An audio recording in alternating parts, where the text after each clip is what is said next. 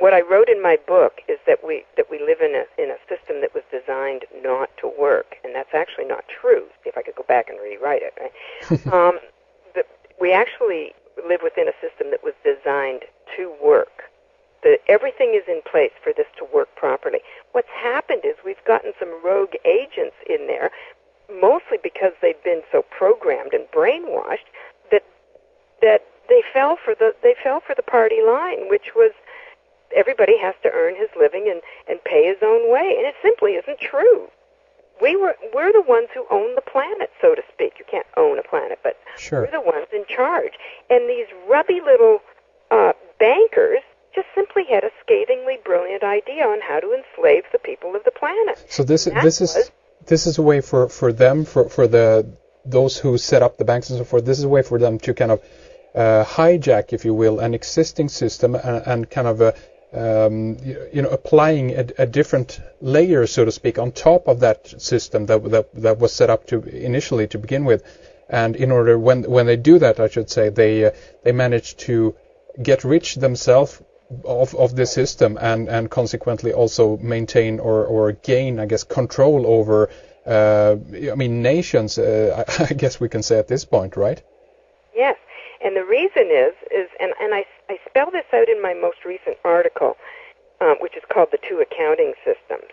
It's kind of weird, and it has to do with the fact that cash is debt, but corporations see it as credit. But in fact, it doubles the debt. But keep in mind, the board of directors want the cash because they use cash the same way we do. So it's kind of like the corporation is what twists things. If you and I pay our electric bill to ABC Electric, and we pay in cash, what we've actually done is give ABC more debt instead of paying off the debt that they created, like the bill that we get. Yes. We've actually doubled the debt. But because they perceive, let me rephrase that. It's not what the corporation wants, is double the debt. The corporation doesn't want double debt. But keep in mind, corporations can't show a profit.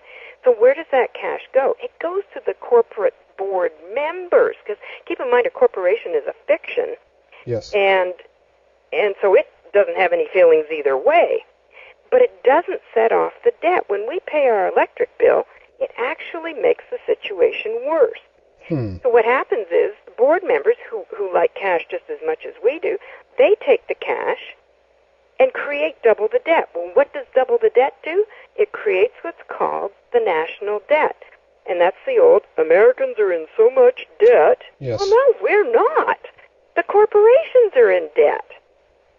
Because that's how they want it. Because they want us to continue to fork over our cash to them. Because they can use cash. The people, not the corporations. Sure. It's kind of a switch. Like corporations need credit, not debt. It's exactly, and it's who run them want debt, not credit. And it's a kind of the system at this point, or the way the system or the structure is being used is that it's going to self-implode or pop like a bubble sometime here. It feels like, because in a way then this means that they have to gain more and more and more and more debt basically in order to pay the previous debt. But this is going to again bring in more debt, so it's gonna pop, right? The bubble's gonna pop. Well, not if we call their bluff, which is what I think is going to happen. I don't know if you're familiar with George Green. Yes, I've heard of him. Yes. Have you? Yeah. Now he says watch out for September 30th because that's the U.S. fiscal year. By that I mean the fiscal year of the corporation called the United States government. Keep in mind, it's not a government; it's a corporation called that. So, what he's saying is watch out. And I say, well, we got a little under 60 days to call their bluff and say there is no national debt. All you're saying is that every time we've given you cash, of course we can't pay the interest because the interest doesn't exist, right? If they only create so much cash and they want interest on it, well, how can you pay something that isn't there, right? Yes. And if, just in case you don't grasp that, that would be the same as my borrowing your car with a full tank of gas and bringing you back more car than I borrowed. It's an impossibility. Right. So when banks lend you money and want interest back, well, where's the interest? Yes. unless they create it, and they're not going to do that without charging you interest, right? Right. So it's just this laughable circumstance. And I contend that if we can get enough people, especially those who think they're about to lose their houses with foreclosure, if we can get through to these people and say, you don't owe the bank owes you. They've been using your credit for however many years, and they've never paid any tax on it. So they owe us.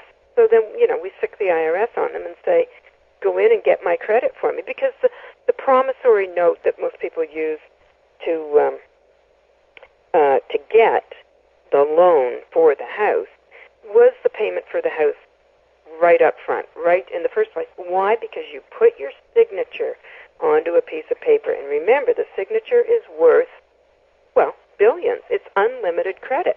So they took that promissory note and they converted it. And they've been selling it and using it. So the bank's gotten paid who knows how many times. And they also want us to pay every month. Yes. So people have been going back in and getting not only the value of the note, but also the monthly payments. Imagine having everything you've ever put into your house come back to you in the form of a check from the tax agent. It's fabulous. Anyway, and of course, yeah, right.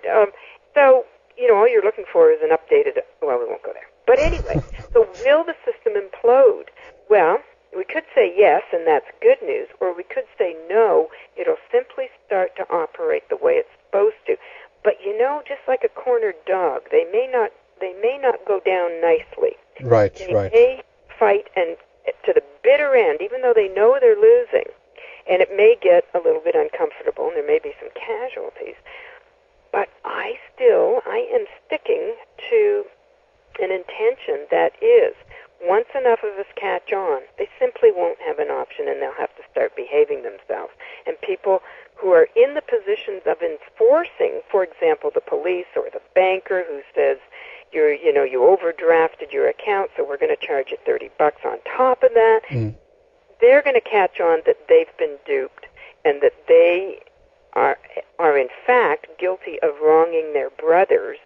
And if they think that the banks aren't going to do the same things to them as they've done to us, they need to think again. So, cops who are locking people up for ridiculous reasons, they got to get that what goes around comes around, and they're going to get locked up when their usefulness has been fulfilled. Usefulness has been fulfilled. Right. They're simply going to say, thanks, Buster, now you're up. People have to back out of unethical behavior, and the whole issue is about ethics. Yes, I totally agree, and that's a very, positive note as well in regards to that.